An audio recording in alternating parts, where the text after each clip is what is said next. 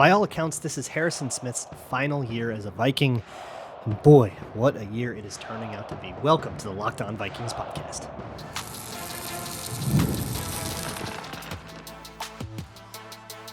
You are Locked On Vikings, your daily Minnesota Vikings podcast, part of the Locked On Podcast Network, your team every day. Welcome, and everybody to the Hello, everyone. Welcome to the Locked On Vikings podcast, where we're always trying to learn something new. It's part of the Locked On Podcast Network, your team every day. And thank you so much for making Locked On Vikings your first listen of the day, each and every day. I appreciate my hashtag everydayers so very much. And if you're new here, you're joining in on the bye week, looking it up. Oh my God, the Vikings are 5-0. Maybe I should find a Vikings podcast. Well, you have come to the right place. You can find Locked On Vikings wherever you find your favorite podcasts. Just search it out. You can also find the show on YouTube or Amazon Fire and Roku if you download the Locked On Minnesota Sports app. Today's episode is brought to you by PrizePicks. Download the app and use code LOCKEDONNFL to win $50 instantly when you play $5. Today is Thursday, which means it usually would be crossover Thursday, but the Vikings don't have a game. So we got a little bit of extra time. The bye week is always nice. We get a minute to sort of slow down, reflect, and catch up on things that I've kind of had to put an indefinite pin in as the season goes at such a breakneck pace. And one of the things, no pun intended, and one of the things that always comes up, especially when I'm doing like a game recap or like the Wednesday film episode, something that's been happening every single game has been that I come away with like 7 standout players and I only ever get time to talk about like 2 on this show. So there are a few players who I think are having remarkably good seasons. I want to talk about 2 of them with you. Those are Harrison Smith and Ivan Pace. I just don't feel like I've had enough time to talk about what those guys are doing. And since a lot of people are asking about him, I also want to use this moment to get a quick update on what we think about what we've seen from Dallas Turner so far, which is a little bit limited because of snap counts, but that also is part of people's concerns. So we'll go through that discourse as well. But first, we got to talk about Harrison Smith. Harrison Smith doesn't get a lot of airtime for me because he is honestly such a foregone conclusion that it's not updating anybody. We're not learning something new, right? But I think, for me at least, there actually is something new to learn, which is the art form of Harrison Smith disguising coverages. The disguise pre-snap and even the few seconds post-snap of rotation are a key component of Flores' defense. If you spend any time actually watching / charting the Flores defense, you will find that they run a remarkably simplistic stable of coverages once things have rotated post-snap. You hear quarterbacks, Brock Purdy, oh, your scheme is crazy. Aaron Rodgers has had a lot to say about the Brian Flores scheme afterwards, after he had the meltdown game against the Jets, and now they're going through their thing with Salah. But these quarterbacks that play against the Vikings all go up and they're like, wow, that's completely insane, really hard to read. There's so many complexities. There's so much going on. But if you count like 1,000, 1,000 after every snap, you are very likely to find them in Tampa 2, quarters, or cover 0 blitz. They have cover 3 sometimes, but for the most part, that comes in fire zone, which is just as common as quarters when they send 5. So when they send 5, sometimes they'll do 3 deep and 3 underneath. Sometimes they'll do 4 deep and 2 underneath. But when they send 5, you're probably going to get one of those 2 coverages. You're not going to get a lot of cover 1 unless they just don't believe in your wide receivers, which is actually how the Vikings handled the Jets. They kind of just manned up a lot and said, we could probably handle Allen Lazard, and if you throw 20 slants to Garrett Wilson, we can probably still beat that. If they are going to rush 6, then you're going to get probably 3 deep with 2 underneath. Sometimes you actually get 4 deep with 1 underneath. That's kind of a wild way to do it. But if you're sending 6 players or even 7, and then you're just manning up across the board, you're really expecting pressure to get home. So that coverage structure doesn't need to be all that sound. But like, depending on how many players are coming, you're only going to get 2 or 3 different like major coverage families. And so if you have the right, this is how teams have been attacking the Vikings. If you have a game plan filled with quarters beaters and Tampa beaters, you can basically just run a bunch of them out. And by the law of numbers, you're going to get eventually the right play call on the right coverage and get a chunk. This was Green Bay's game plan. So I'm not breaking any new ground or telling anybody anything that they couldn't already know by watching Green Bay's tape. They basically spammed quarters beaters and Tampa's beaters. Ideally, concepts like dagger that are good against both. They ran dagger 10 times in that game, and they just kind of like kept dialing it up, and then eventually you're going to run into the right coverage. That brings us to the Harrison Smith role here, which is that if the Vikings just line up and they don't disguise at all, and they just sort of run vanilla what the pre-snap look is, none of this works. It looks really, really, really bad. But that's not what they do. They live in disguising pre-snap. And essentially, like if I'm game planning for the Vikings, I don't think anything pre-snap is even remotely worth worrying about. I'm just not really going to think about it. And instead, I'm going to try to engineer my offense so that the first few moments post-snap, I can see the rotation and I can hope that my quarterback can make a good decision from there. And identify, hey, we got this Tampa 2 beater called. Is it Tampa 2? Yes, I can read it outright, right? Like that's the way I'm going to try to handle the Vikings.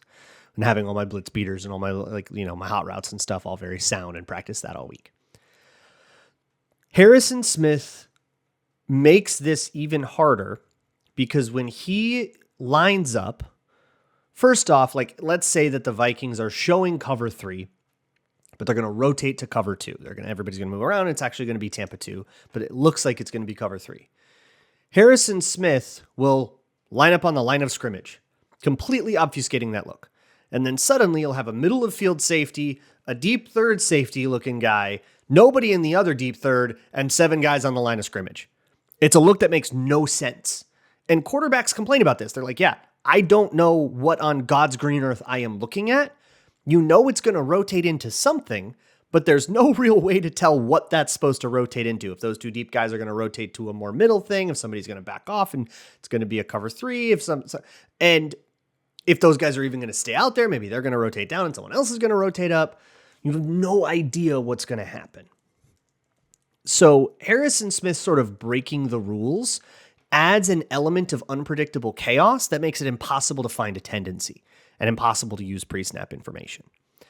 But because of he's savvy and he sees the route concepts as they develop, and he knows exactly where he does and doesn't have to go.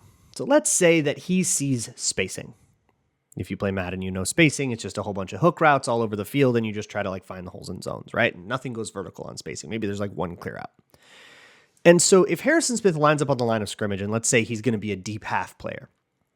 So at the cadence, he's going to back off and, play deep half regular, like cover 2 safety. And he's just lining up at the line of scrimmage to like obscure that look.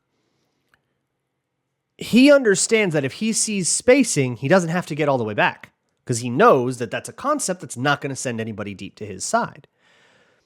And therefore, a quarterback is not going to see the 2 high safeties they think they're looking at when they're trying to diagnose the coverage, and they have to go, wait, this is cover 2, but 22 is playing it different. Okay, now I have my... It's like you add one extra thought for them to have to make, and that screws with all of the timing, and now everything about the offense is ruined.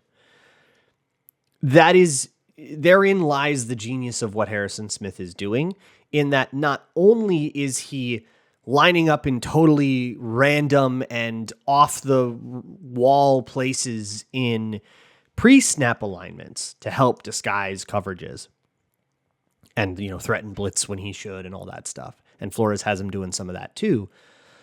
But he's also sort of freelancing post-snap, knowing exactly what risks he can and can't take to make the post-snap read hard and to force quarterbacks to think way more than they're comfortable thinking.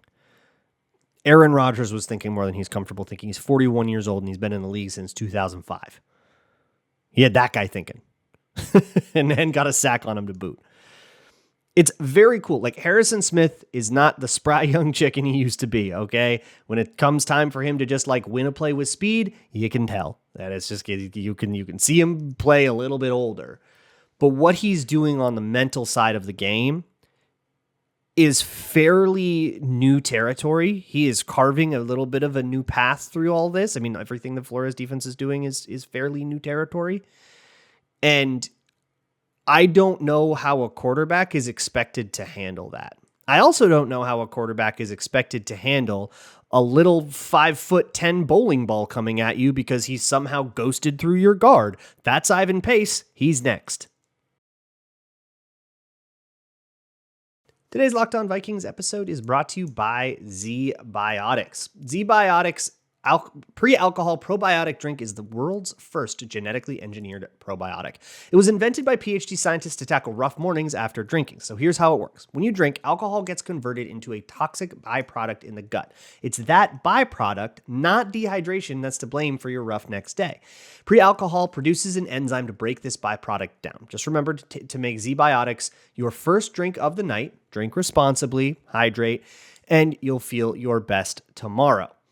Go to zbiotics.com/LockedOnNFL to learn more and get 15% off your first order when you use LockedOnNFL at checkout. Zbiotics is backed with 100% money-back guarantee, so if you're unsatisfied for any reason, they'll refund your money, no questions asked. Remember to head to zbiotics.com/LockedOnNFL and use code LockedOnNFL at checkout for 15% off. Today's episode is also brought to you by Gametime. Gametime is the best place to find last-minute tickets. It is the only ticketing app that specializes in this, and it's the only one that gives you so much information up front that you can truly trust that you're getting the product that you think that you are getting. They have a panoramic view from your seat in the app before you buy, so you can make sure that you're not stuck behind a press box. You can make sure you're satisfied with the view. The lowest price guarantee means that Gametime will credit you 110% of the difference if you find the same section and row somewhere else for less money. So if you're interested in getting to an upcoming Vikings game, say against the Lions after the bye, or the New Year's-ish, annual New Year's-ish Packers game, or Kirk Cousins coming back to Atlanta, whatever game you're trying to get to, you can find it at Gametime, as well as concerts, comedy, theater, and etc. Download the Gametime app, create an account, and use code LOCKEDONNFL for $20 off of your first purchase. Terms apply. Again, create an account and redeem code LOCKEDONNFL for $20 off. Download Gametime today. What time is it? Gametime. Moving on here with the Locked On Vikings podcast. Thank you so much for coming and hanging out. If you want to learn about what happened with Sam Darnold in London, why did things go so awry, you can check it out at patreon.com/LukeBraunNFL. 75 minutes, almost 73, I think, on Sam Darnold's day in London. I broke down like 24 or 25 of his dropbacks in great detail. So if you want some film, if you want something a little bit less hyper structured and something a little bit more chill where we could just listen to lo-fi hip hop and break down some tape, go check it out at patreon.com/LukeBraunNFL. Moving on. Ivan Pace. Holy crap. It's so interesting, and this is going to come up in the Dallas Turner thing as well, how snap count discourse can really lead you astray.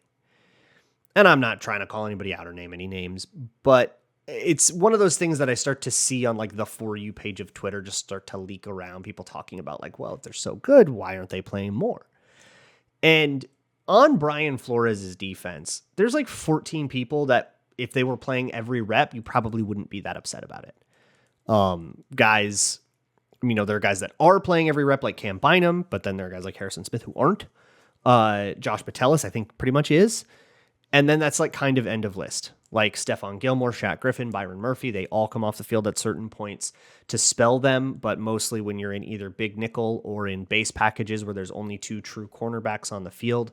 If you are in big nickel, then it's Harrison Smith. If you are in true nickel, or if you're in, again, base package with only 4 D-backs, sometimes Harrison Smith comes off the field to help him get rest, I would assume. And then sometimes they're in a dime package where you have 4 defensive linemen and only 1 true off-ball linebacker. That guy will be Blake Cashman, nine times out of 10, basically. And then you'll have 6 defensive backs. You'll have 3 safeties, 3 corners. And so Ivan Pace comes off the field in those looks, and the Vikings have been in those looks a lot because they've been playing with leads a lot. And so other teams have been in pass-only situations. And once the run game isn't an issue at all, you just throw all the speed out there, get 6, maybe even 7 defensive backs out there if you're feeling spicy. So they've used a lot of that, and it has reduced Ivan Pace's snap count. It's also reduced the snap counts of guys like Jonathan Bullard or Harrison Phillips or Jerry Tillery.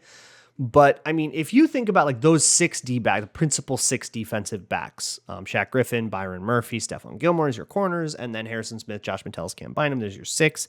You've got Ivan Pace and Blake Cashman. Kamu Grugier-Hill has also shown that if he has to play a full game, that's not an issue. Got Jonathan Grenard, Andrew Van Ginkel, Patrick Jones has sort of proved that, and then Harrison Phillips, Jerry Tillery, Jonathan Bullard, like all of these guys have not only just had a flash or two here or there, but they've had full games where they were forces. It's not always the same. It's not every single one of those guys every single week. It's some combination of those guys. Last week, Jerry Tillery popped off. Ivan Pace popped off. Stephon Gilmore had his great pick. Shaq Griffin, kind of a quiet day. Harrison Phillips, kind of a quiet day. But against Green Bay, Harrison Phillips was an absolute wrecking ball. Against Houston, wrecking ball. Those games, I mean, Blake Cashman, I think it was against San Francisco, game of his life. Next day, kind of a quiet day. Other people's turn to shine. Not that he played bad, but everybody else got the disruption. It's a team game, and that's to be expected, but there's also game plan reasons to, especially if teams are going to try to hunt matchups, you want to try to deny that. And all that means is Ivan Pace has maybe played less than some. I mean, I saw people like trying to discern whether or not there was an issue with Ivan Pace's snap count. He's only played 52% of the snaps in games where he was active. That also includes him going out. I think it was a San Francisco game when he actually got hurt and not finishing that game. That's part of it. But he has played like less than maybe you would think. But a lot of that has to do with the rotation, the personnel packages and all that. And the thing is, when he is on the field, maybe it's because he's fresh legs. And that's part of the thesis here is that everybody's fresher because everybody can rotate. He's an absolute wrecking ball. The just like gap to gap quickness, that lateral agility is absolutely off the charts and the kind of thing that guards just can't keep up with. He has made a living out of beating guards one-on-one on a blitz. And it's funny because when he hits a running back, he tries to just kind of run into and pop that guy. And those running backs are also the same size and build as Ivan Pace very often. They're like shorter, stockier, kind of more densely built guys. And so they can kind of meet that contact head on and survive. And then Ivan Pace has to like do another move, but then we start, getting late in the down and it gets harder to find the quarterback. But when it's time to hit a guard and he's not just trying to pop the guy and he's using evasive maneuvers, oh my goodness gracious, that dude is a ghost. He just phases through guys like he's walking through walls, like he's a speed running glitch. And that like tenacity mixed with that quickness has meant that he can get away with making really aggressive decisions. So let me explain that. When you're fitting the run, especially, I mean, when you're blitzing, you find a gap, you get to the quarterback, you can, usually that plan is a little bit more laid out for you. You go up the B gap, this is your job, right? On run fits, a lot of times which gap you need to go to depends a lot on how things play out, what kind of run play you're going after, is there a puller, what are the gaps going to be after the puller is like kind of established where he's going to be, are there double teams, what happens if those double teams try to climb to you, what's the running back doing, is he pressing a gap, all of that stuff. And without going too deep into the details of run fits, which admittedly aren't even my best forte, the Ivan Pace experience is he is picking a gap and by God, he's going through it. And he's sort of forcing the issue.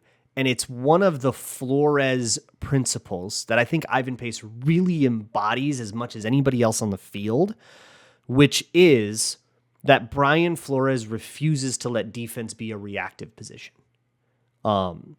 Most defensive coordinators see defense as a reactive thing. It is a reactive thing, right? The offense comes out, it has a plan. Your job is to stop their plan, but you don't get to know what their plan is. So you have to wait to find that out and then react to what you see. But Flores rejects this logic. And Ivan Pace, as the arm of that, kind of says, I don't care what gap you're trying to run into. I'm going up this one. Your run play better have a plan for that, and that guy better win his rep, because if not, I'm going to ruin your play. And now the offense has to react. They have to come off their doubles. Running back has to maybe adjust his pathing. They have to do something about you. And if you're forcing the offense to do something about you, consider how often we have talked about how precise and delicate the timing of NFL offense is, especially in, the rhythm-based passing games, but very much in the run game as well. Windows close fast. So anything that disrupts that, anything that does any damage to that delicate balance can cause a lot of problems. Not to mention, there's a rep on this Jets tape where Ivan Pace just takes I think it's the left guard, and just sleds him back.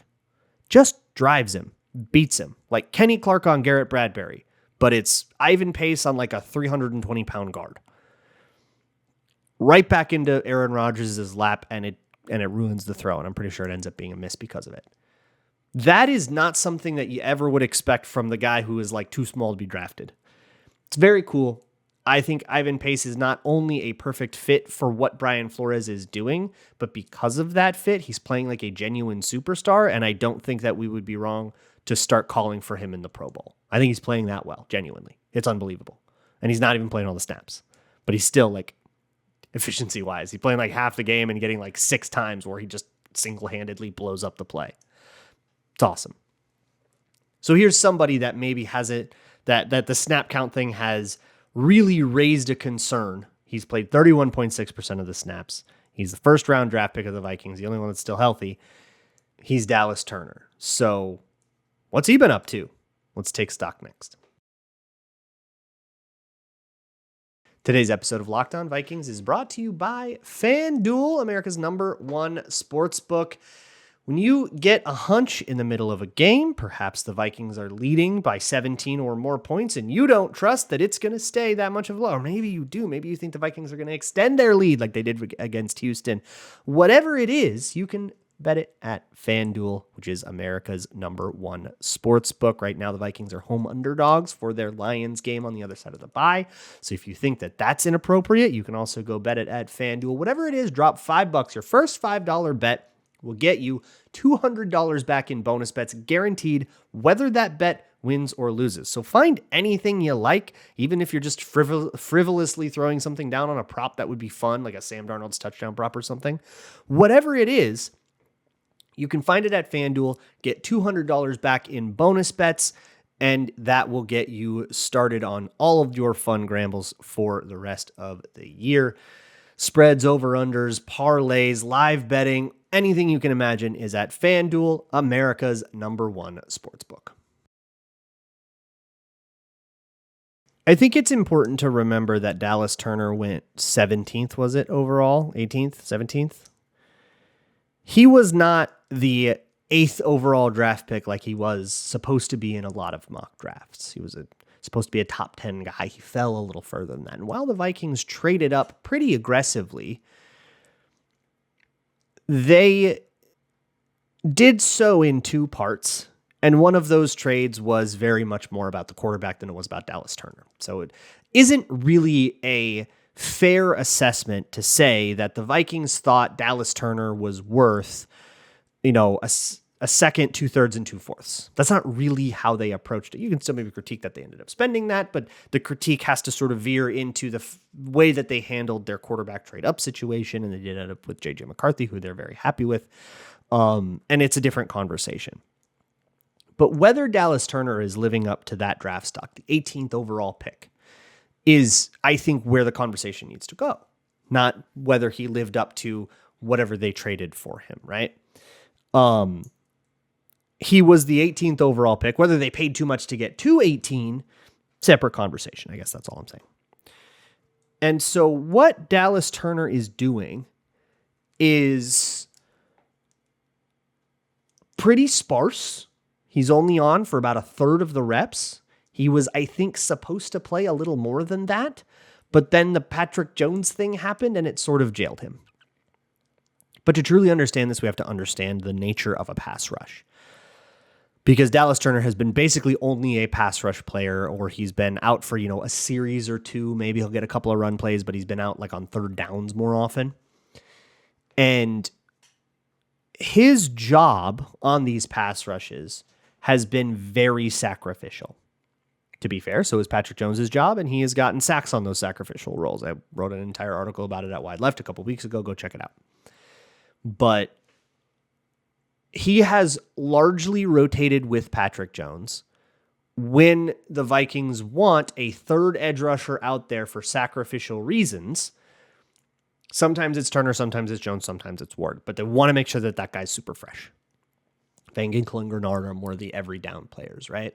And how couldn't they be, right? Grenard and Van Ginkel are both absolutely playing like superstars, and they've gotten plenty of flowers. Dallas Turner, it was great to see him make that play on fourth down, just scream off the edge, make the tight end totally whiff, and go get a fourth down stop. That was awesome. It wasn't the only productive thing he did on that day by a long shot, but it was certainly the most noticeable one. And it wasn't even the only time he did specifically that on that day, even though he only played a handful of reps. But some people are worried about him playing only a handful of reps, and I think all the stuff I've said about rotation hopefully can quell that a little bit. But what he is doing on those reps, to judge it, to truly evaluate it, you have to make an effort to understand what his goal is, what the job is. Pass rushes, by the way, another Wide Left article is where I broke down every sack the Vikings had in their first 3 weeks. I wrote it right after the Houston game.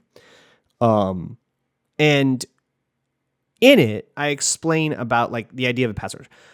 Too often we think of pass rushes, and basically any stat we look at treats pass rushes like a handful of one-on-one matchups, a handful of individual competitions like what you would see in a Senior Bowl drill.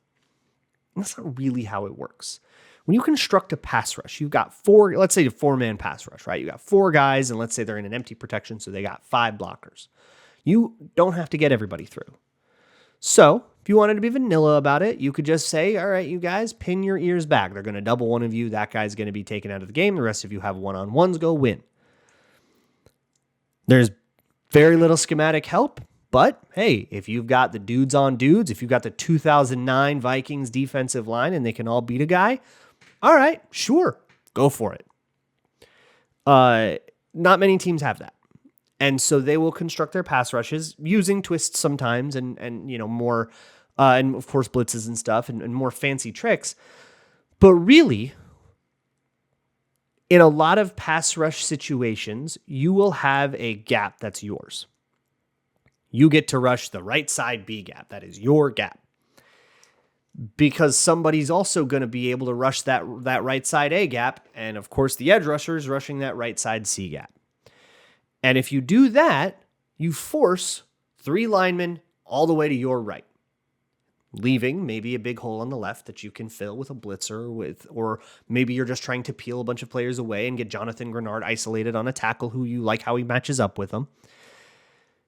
Dallas Turner has done a lot of this. Dallas Turner has had a lot of pass rushes where he is not allowed to even so much as threaten inside. Because if you do that, you might lure that tackle to play inside. And if he does that, it ruins the stunt or whatever else the Vikings have going on. Let's say the Vikings are doing a truck stunt. A truck stunt in the Belichick-Flores terminology is one, if you imagine their base package. So they got 5 defensive linemen all strung out. Harrison Phillips is in the middle. He's going to crash somebody. And let's say Jonathan Bullard is in the middle. He's going to crash somebody as well. By crash somebody, I mean, let's say they're lining up head up on a lineman. Just to keep it simple. That's not really how they line up, but we'll keep it simple. Let's say Harrison Phillips is right up on the center. He is going to not attack the center. He's going to attack the inside shoulder of the guard. And let's say that Jonathan Bullard is lined up on the guard. He attacks the inside shoulder of the tackle. So they're both going one guy to their outside. And then let's say that once you've crashed those, on the other side, you have somebody like Patrick Jones, who's going to loop around those, and hopefully by crashing, you've created a big hole. You've made the center kind of chase you over to the right, and you made a big A gap, and then Patrick Jones can do it. The one I described is not a truck, so it's actually called a flush stunt, where you have 2 crashers, and then the edge rusher is looping from outside to in. If you want to do a truck stunt, it would be like the 3 guys in the middle. So let's say, Harrison Phillips goes to his left, and the guy to his right, let's say, is Jonathan Bullard. He goes to that left. So you have Harrison Phillips crashing an A gap, and you have Jonathan Bullard crashing an A gap.